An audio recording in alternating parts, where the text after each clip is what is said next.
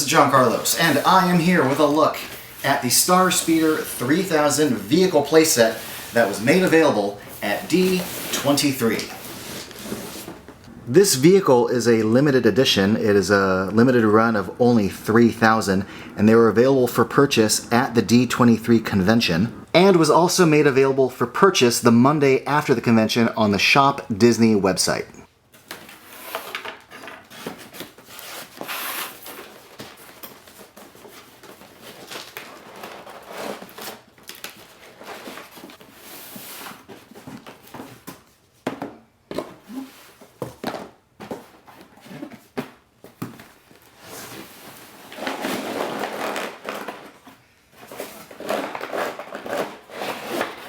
Right on top of the packaging, we have the two pieces for the display stand, R2 and Captain Rex.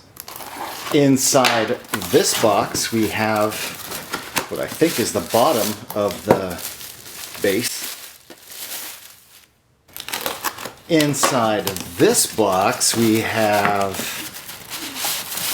the Rex limited edition figure on the card. And in this little box we have the charging cord, I believe, for the base, the USB cord, and then a whole lot of nothing. This box for this cord. And underneath, the instruction manual.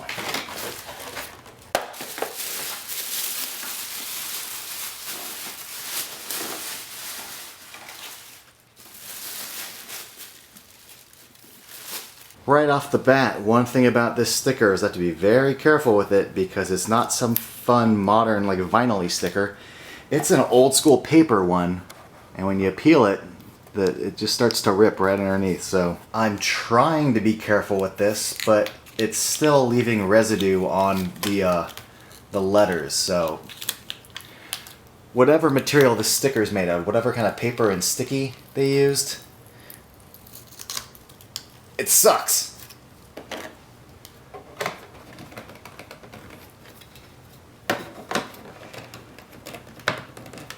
So inside this plastic baggie, we get the ring that you can put the Rex figure over. This is like the right side little console. We'll, show you that later. There's this random sticker sheet that you can kind of put these wherever you want.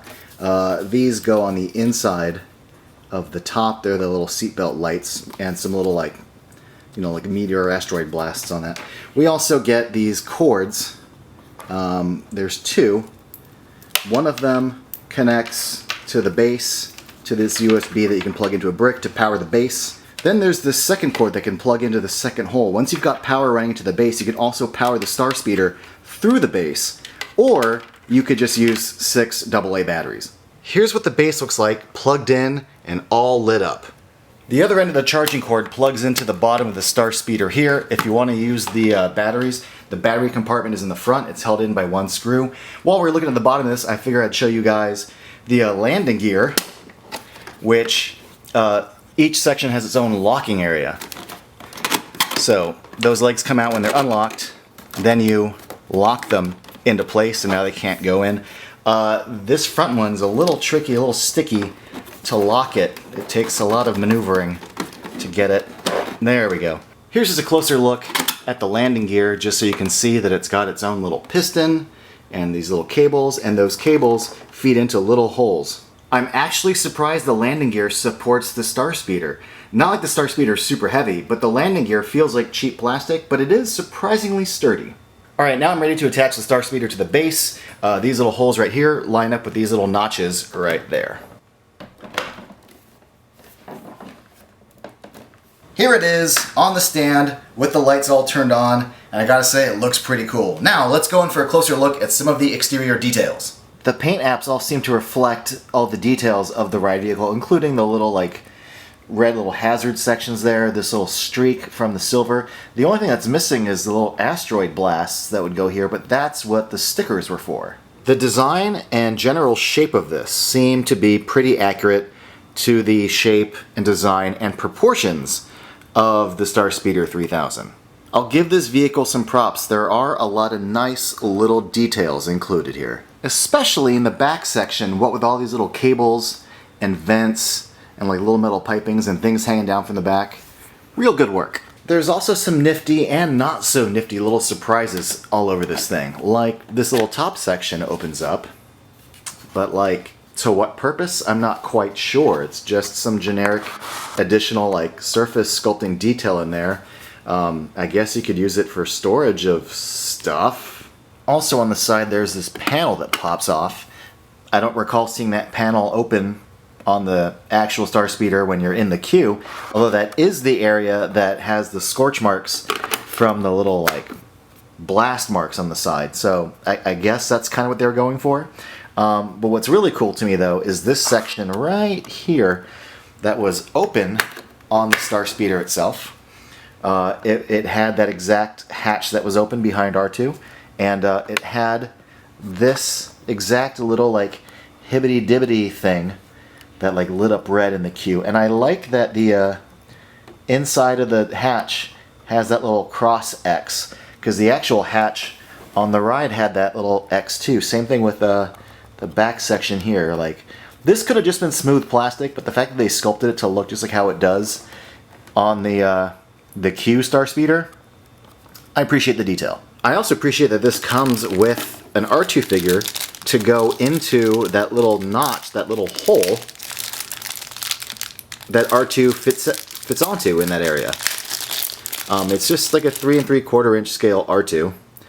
Nothing too fancy, but the Starspeeder 1000 that Disney made a few years ago came with just like the top section of an R2 that just sort of plugged into the hole. So the fact that this one comes with a full R2, I thought pretty cool. And it comes with a Rex figure, which looks to be the same figure that's carded on here. It is the same figure. So it's nice that they included this one, that if you want to keep it all pristine in the packaging, on the card, it is limited edition, just like the vehicle. Out of 3,000, one could argue that this is possibly the number, like the number that represents your actual Starspeeder. So that's cool. It's better than just like a certificate. This is a very, very fancy certificate, but I'm glad they included a separate Rex. The R2 figure comes with a third leg that can be removed or plugged back in, and inside his little R2 hole there is a little notch for his third leg. So whether you've got the third leg attached or not, he still fits in the exact same amount. Now I want to go over some of the electronic features with you, but in order to do that, I need to show you guys how you turn the electronic features on. There's a switch hidden within this little flap right here. Hi there. I see they're loading our Navigator R2-D2, and then we'll be on our way. So sit back, relax, and enjoy the flight. The audio you're hearing has video that goes along with it inside, but we'll get to that later. The moment you power it up, the lights on the front come on. There's also lights in the back that come on. I'll show you those in a moment. But the first fun feature is you push this and the guns come out. And then you press it again and they fire. And they have little light up features right in the front. You press this and the main cannons fire. Here's a closer look at the front guns. And a closer look at the cannon. Here's a look at the lights at the back of the vehicle. They're pretty subtle. I mean, on camera, with my lights really low, they barely register on camera. They read a little bit better in person, but even then, they're pretty dim. Speaking of the back section, pressing this button right here is what opens the cabin doors on the left. Now, one thing about that button is you're supposed to be able to push it in, and the doors will not only open, but stay open once the button clicks into place, but you really have to push the button really far in to make it click all the way. And then you just press it again to close the doors automatically. Now I'm going to do that again so we can get a better sense of the lights inside. As you can see, there are 2 lights here and 2 lights on the right side of the cabin, so a total of 4 interior lights. The right side doors aren't nearly as fancy.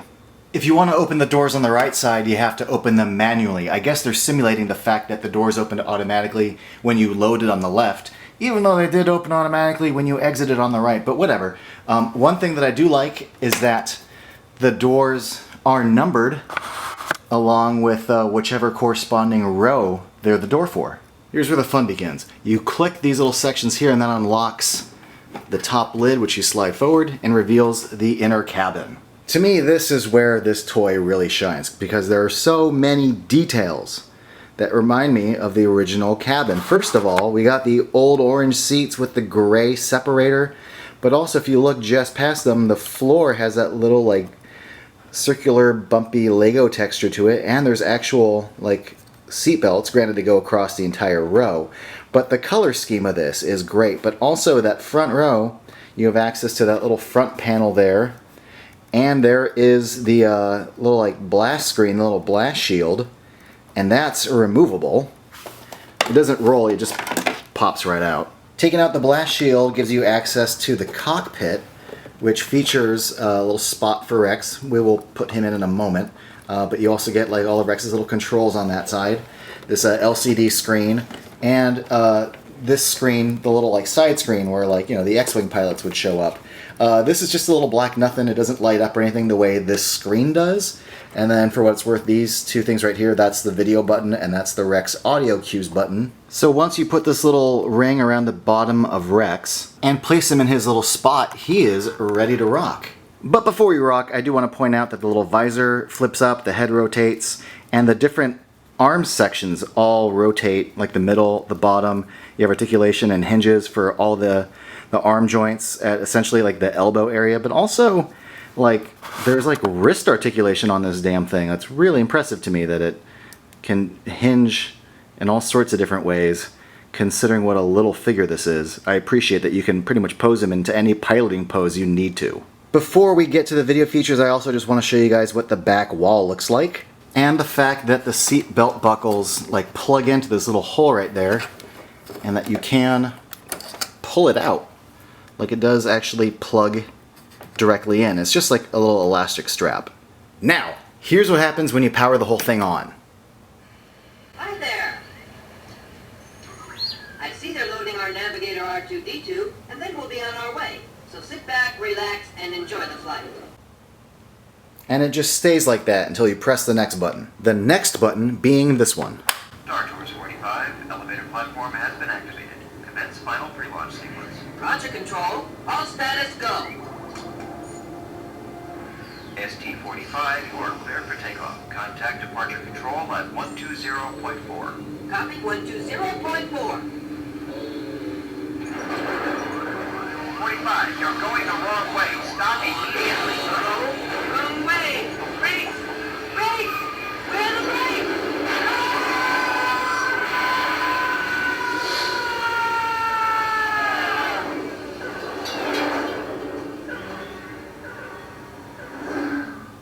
I meant to do that. A little shortcut. R2, light speed to Endor.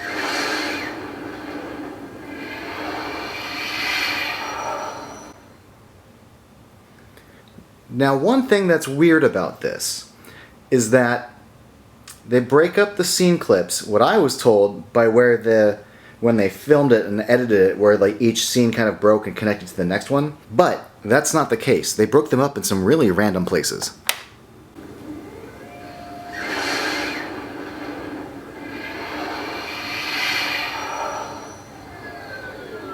Red 24, Red 30, follow me. Hey! I've always wanted to do this! Going in! Yeah!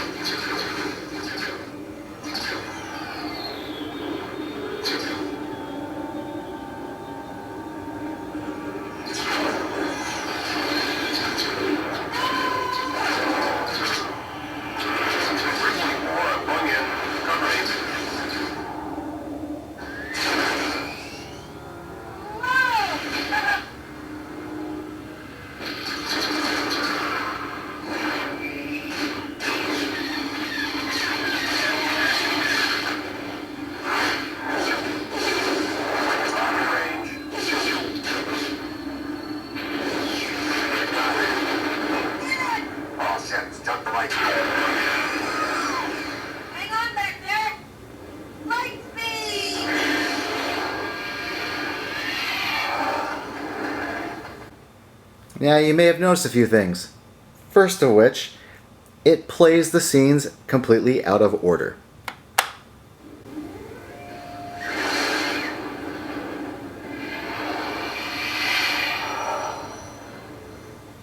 can relax now. Everything's under control and we'll be on our way to the Ender Moon without any further delay. Oh no! We're caught in the trap! But one thing that is cool is when the cabin lights up. Star Tours, what are you doing here? This is the combat zone. It's restricted. Ease off on your main thruster.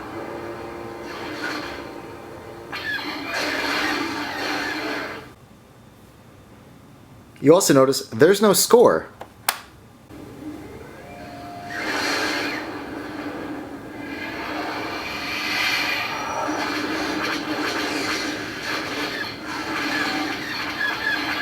Ah! We've been hit! R2, get the stabilizer fixed! And hurry! We're losing altitude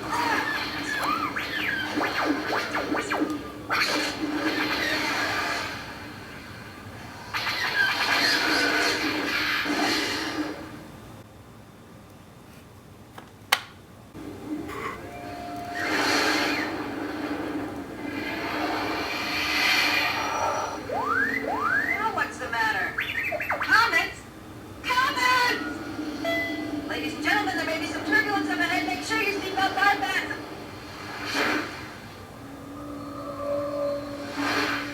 I have a very bad feeling about this!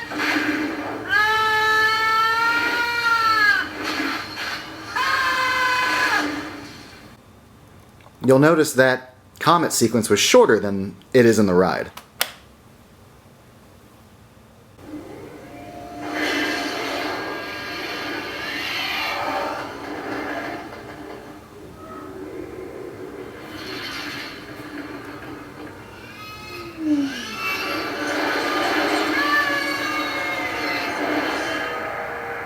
Hey, sorry folks.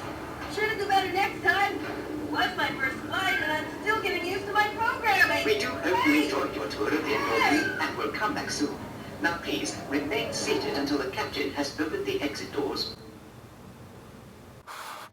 Now, when you power this off, you also get audio. Hey, sorry folks. I'm sure to do better next time. It was my first flight and I'm still getting used to my programming. Hey! Hey! It's kind of nice that it plays that every time you turn it off. It's worth pointing out that there's programming with the backlights based on what's happening on screen.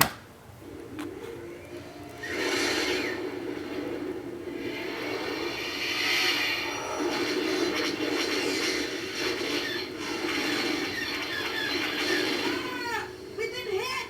R2, get the stabilizer fixed! And hurry! We're losing altitude fast!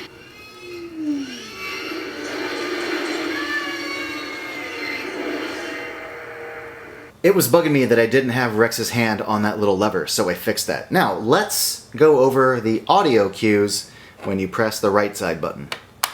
Ladies and gentlemen, there may be some turbulence up ahead. Make sure your seatbelts are fastened. I meant to do that. A little shortcut. R2, light speed to Endor. Okay. I've always wanted to do this. We're going in. Yay! Welcome aboard. This is Captain Rex from the cockpit. I know this is probably your first flight, and it's mine too. I have a very bad feeling about this! Hey, sorry folks. I'm sure to do better next time. It was my first flight and I'm still getting used to my programming. Hey! There's a few more little details in this cabin that I want to show you, like the fact that not only are there little stickers for Rex's console area, but also the little buttons and lights are sculpted and painted, not just like a flat sticker. Speaking of stickers, I added the stickers to the section on the ceiling, the roof panel, that's got the no smoking and the seatbelts and stowing your stuff underneath your seat.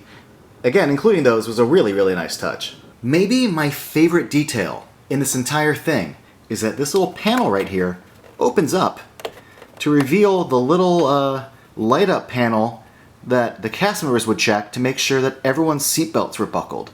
Before we wrap this up, I wanted to show you what it looks like from my phone inside the cockpit.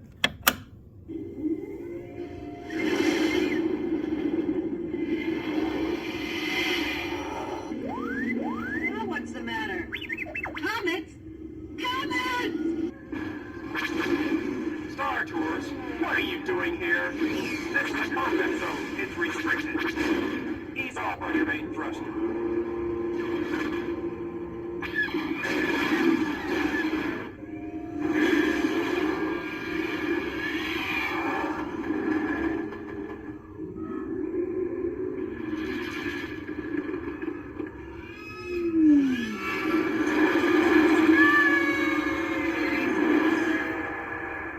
Now this whole thing retails for 300 smackaroonies, which is an awful lot for a toy.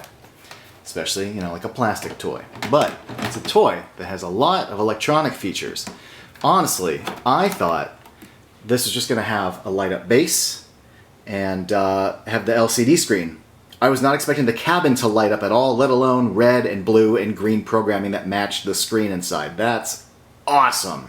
There are some interesting choices made with this, like the fact that every scene breakup starts with a light speed engagement, even if that sequence didn't actually start with a light speed entrance when you rode the ride. Also, it's weird that there's no score, but like I get it, even though like Disney bought Lucasfilm, there's still weird little licensing rights that are probably tied up with old contracts, and there's probably something about using John Williams' score in a toy like this that they probably can't do. It doesn't really bug me too much, because in the end, and I'm not exaggerating here, this is like my dream toy. When I was a kid, because I rode Star Tours like I think in 1988, so I'm like a 7 or 8 year old, and I used to play with Star Wars toys. And I had like a little X-Wings and stuff that were 3 3/4 inch scale. And I always wished, couldn't they make a Star Speeder? Like how amazing would it be if they made a Star Speeder? And literally decades went by until they made the Star Speeder 1000. Which I thought was pretty cool and would scratch that itch, but I don't like the color scheme as much. I always wanted something like this, in this size. And the fact that it has way more details than I was expecting, this just kind of blows what I could imagine out of the water. This is more than I could have asked for as a kid.